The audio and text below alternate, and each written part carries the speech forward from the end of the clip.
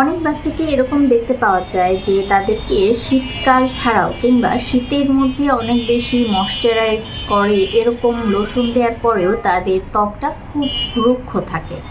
এটার পেছনে যদি আসলে পুষ্টিবিদ হিসেবে কথা বলতে চাই তাহলে বলতে হবে ভিটামিন এ এর ঘাটতির কারণে। আমরা অনেকেই জানি ভিটামিন এ এর ঘাটতি থাকলে আমাদের চোখের যে দৃষ্টি সেটা ক্ষতিগ্রস্ত হয়। পাশাপাশি স্কিন ভালো রাখার জন্য কিন্তু ভিটামিন এ এর ভূমিকা গুরুত্বপূর্ণ। পাশাপাশি উপকারী যেই ফ্যাটগুলো আছে সেটা আমাদের স্কিনের যেই আর্দ্রতাটা সেটা বজায় রাখতে সাহায্য করে।